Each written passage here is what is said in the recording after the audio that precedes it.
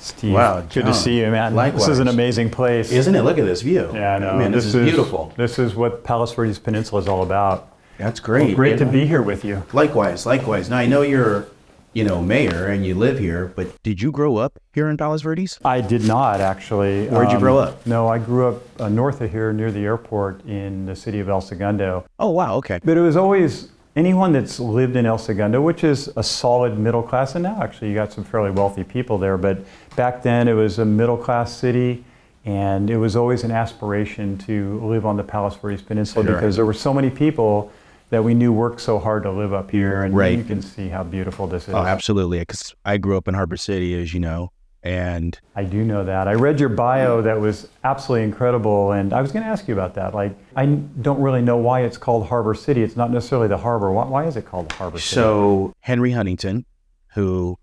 The red car. The red car. Yeah. He owned a lot of property, and it was a real estate play for him. He actually, where Vermont and Normandy come together over at 5 Points, that's where his mansion was, and he had he was dredging from the ocean, from out past where the LA port is, and was trying to dredge where Harbor Park is, Harbor Regional, where there's a lake. His intent I think was... there was an alligator named Reggie there. Reggie. Yeah. Reggie the alligator. Everyone knows that park for Reggie. Exactly. Before then, nobody knew about it, right?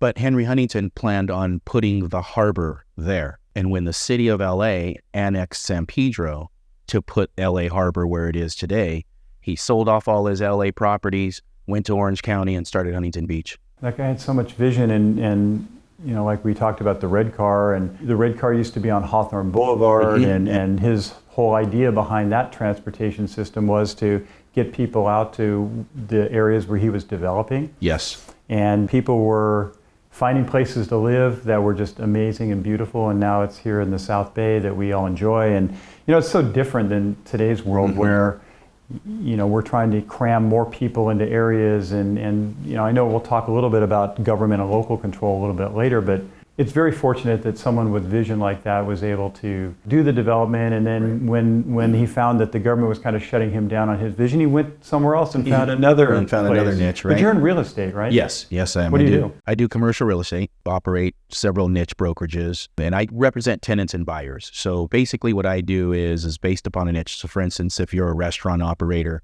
I have a brokerage called Restaurant Properties LA. If you're looking for warehouse space or manufacturing space, I have another brokerage called Industrial Properties LA. So they're just niches that generate leads for tenants and buyers. And then I find them the properties and, play matchmaker. So both are paying you to do that? Well, the tenant and buyer doesn't. I earn a commission from the seller or the landlord once we consummate a deal. And then, what are people looking for nowadays? It's all over the place. So I'll help, warehousers or manufacturers that need a food manufacturing. I read your bio pretty thorough, and your mother and father didn't necessarily have that corporate background, right? No. They had a very unique background, given both your parents were, grew up somewhat locally, but yes. Tell me about your parents. So my dad grew up in South Central Los Angeles, went to Jefferson High School. Growing up, he was in a gang. He was the only child. My grandmother was a single mother who actually was a maid to movie stars. They lived in like Los Feliz, Hollywood Hills. They'd live in a place like this. Yeah, just like this, right? And the interesting thing is that's what changed my dad's perspective growing up, is that most people that live in an impoverished neighborhood rarely get out of that neighborhood. Their exposure to what's actually out there in the world is limited. But they knew that my grandmother's clients, who were, Hollywood industry people, they knew she was a single mother. And so when their kids would have birthday parties or something, they would want my grandmother to come work the party, and they would tell her, bring your son. So my dad grew up playing in the pool in the Hollywood Hills, right? Seeing these things. So his perspective wasn't limited to just the neighborhood. And so when he reached his senior year of high school, he knew there was much more out there in life than to just stay in the neighborhood. And just like you have to do, you've seen in the movies, that's not a joke. He had to fight his way to get out of the gang. Clearly. got out of the gang, and when he graduated high school, he moved over to off of La Brea and Rodeo, what they call today they call it the Jungle, right? And joined a car club and graduated in 66, and in 68, he was drafted for the Vietnam War. Now, my mom, on the other hand, grew up in Echo Park. Again, she grew up in a gang, and my grandfather was a single father with her and her brother. And at the time in Echo Park, there weren't a lot of brown people. So you kind of joined together in the clique, and that's how she got caught up into the gang. Mostly whites lived there? Yeah, mostly whites lived in Echo Park at that time. But her being from first generation, she was first generation, and she married at the age of 18, right out of high school, to a Filipino immigrant.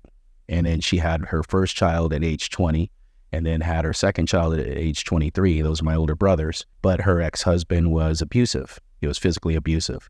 So she ended up leaving him, ended up meeting my dad. But because being a young mother and having kids, like, she went right into work. And she had always worked in payroll and human resources. At one point for Taco Bell franchisee, which later became Young Brands, one of the largest of Pizza Hut and Taco Bell and those guys. And she's had, worked. She ultimately ended up in Northrop and ended up retiring from Northrop. Wow. So that was their kind of their story. And so my brothers, it's funny. My mom is the one who recognized when they initially had me, we lived at Hawthorne.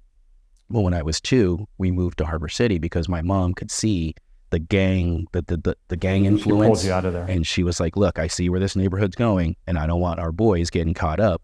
So we're going to go to Harbor City. And then that's how we landed there. So you, after El Segundo, what'd you end up doing? Well, so I actually lived in El Segundo all through college, and I was a commuter student at both of our alma mater, Yes. USC. Right on. That was interesting because I graduated in 1984 El Segundo, and I ended up going to USC. That wasn't my first choice. Actually, I wanted to go to MIT. Wow. It was interesting learning kind of a semi-sheltered life. Like being in El Segundo is, compared to your background, very sheltered. And as you started to learn about the world, and maybe I want to say, the world's not so fair. Right. I had, straight A's. I was a valedictorian, president of different clubs in my high school, and was very actively involved. And you would think, oh, that's just a golden ticket to go to whatever college you want. Right. And after applying, I applied to UC Berkeley, I applied to MIT, and I applied to USC. And I wanted to be an electrical engineer at that point. Okay. And I actually got rejected from both UC Berkeley and MIT. Wow. Yeah, in fact, this was about the time where they started to get more into diversity, certainly at MIT. And so, of course, it was sorry, but you're not accepted. And Berkeley was the same thing. Although, in fairness to Berkeley, Berkeley's always they're both been a very difficult place to get into. And so the competition is great. Their electrical engineering school was number one. USC was at the top too, as well. So I was honored to be accepted at USC and went to USC. But I was a commuter student. And I was in the Trojan Marching Band. And were you really? What instrument? I was clarinet player. Oh, there you go. Clarinet player. And now, were you in band in high school? I was both in so I was that a should have jazz been an band. instant scholarship, right? You would have thought? Well, yeah, I don't know. It wasn't then. So I had only applied to 3 schools. I wasn't as overachieving as you. Wasn't Yeah, but I got near. rejected by 2 of them. Yeah, well, you're going to feel bad when I tell you this. So initially I applied to Berkeley and Cal State Long Beach. I knew I could get into Long Beach at the time. Now Long Beach is really tough to get into, They're all tough to get into, yep. And I got accepted to Berkeley. Oh, nice. Now, I graduated 19th in my class, so I wasn't number 1 like you. I played basketball. Yeah, but you were probably in a bigger class. Remember, my class was only 145 people. Yeah. So I had like 550 was my graduating class. So I think you started doing the math. It sounds like you're right up there. Right. And so I got into Berkeley. I was packed and ready to go. And my brother said, well, why are you going to Berkeley?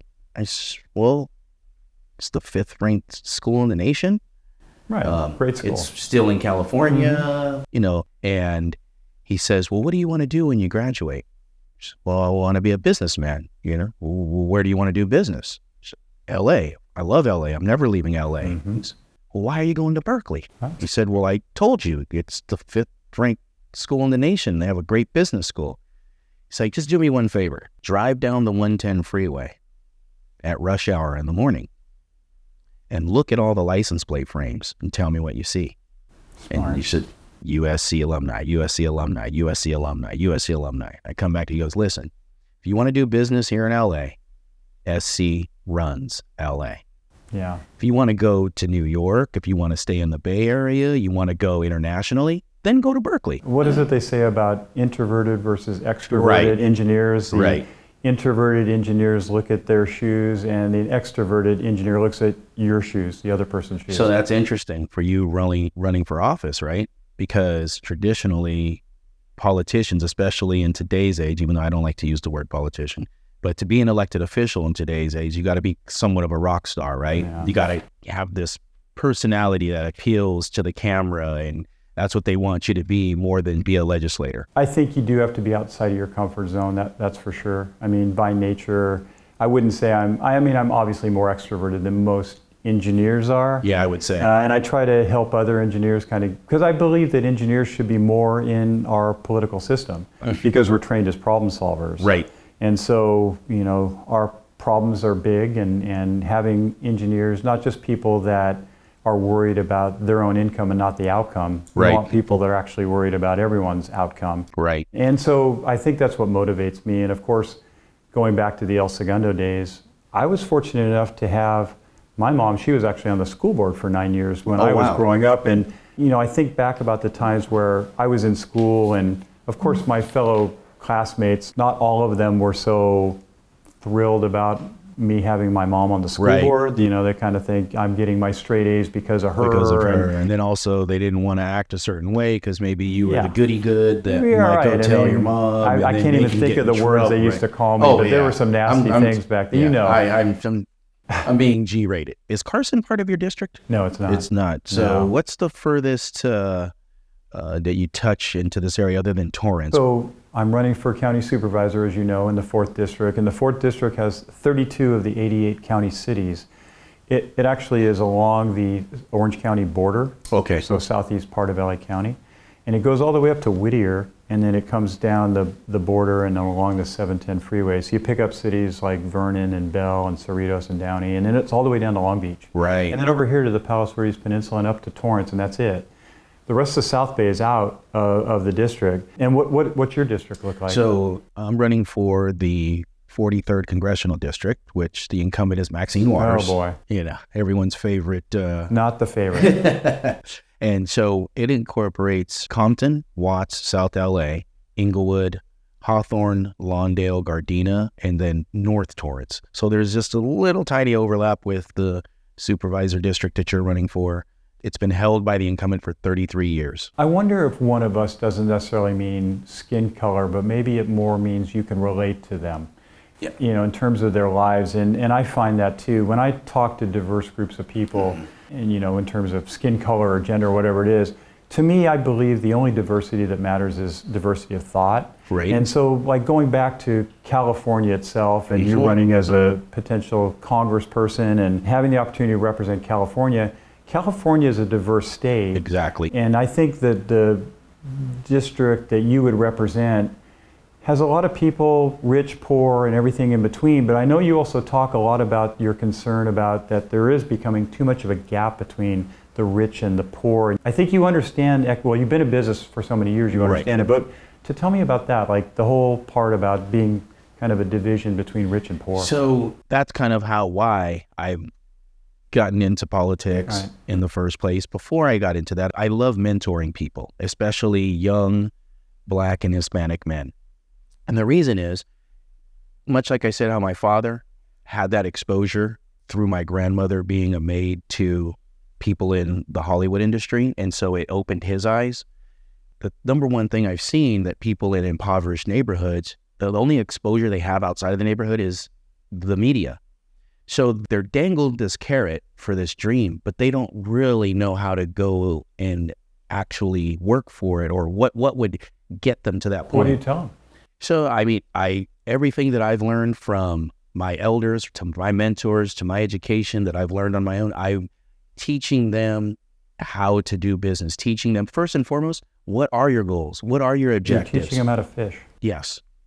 Teach them how to fish. That's awesome. Don't give them a fish. Teach them how to fish. Don't give them a fish. Exactly. So how about you? What, your challenge, because we are, the community, as you mentioned, 62%. and you have someone, an opponent who is Hispanic, has name recognition, right? And tends to pander to that community in different ways. Now, I've got a dual front. Right. And you have your own challenges as well in your own party, but for me, I have someone that's a career politician. Her father's name is on many of the buildings in downtown LA, and it's funny because her last name's Han, and a lot of people think that she's Asian because that's a Han, it's an Asian name, and so when they see a picture of this older white lady with blonde hair, they like, that's Janice Han. So I worry a little bit about identity politics too, like people just voting because of names and that, and this is why I tell people it's important to get to understand who is going to represent you. I would say I'm fortunate that I'm in what they call a nonpartisan race, so that there's no R's or D's after our names. And I tell people all the time that I think partisanship is destroying California and destroying our country, and it'd be great if R's and D's were off our names. Right. Because I think you and I both understand that in California, even though we agree in Republican values, we certainly don't have a lot of resources when it comes to the Republican team. Correct. And so I know that you and I have to build our own teams and build our own momentum. Yes. But the great thing is that you and I have been self-reliant our whole lives. Exactly. And so that gives us the strength to be able to do Which that. is why, and that's why I don't have a problem with it, and I don't complain. You've heard other candidates complain, oh, the party doesn't do this or that. And, I look at them and say, you don't need them.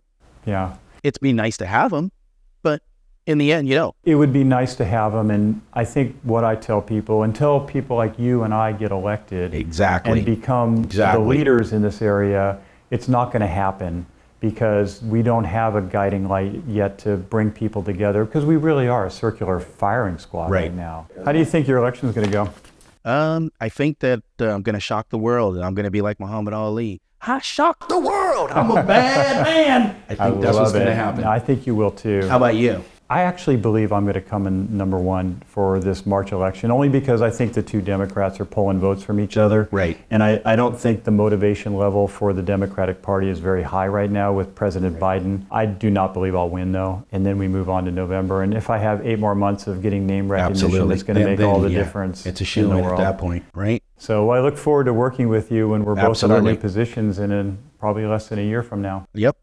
I'm looking forward to it. Thanks, John. Thank you, Good Steve. to see you again. All right.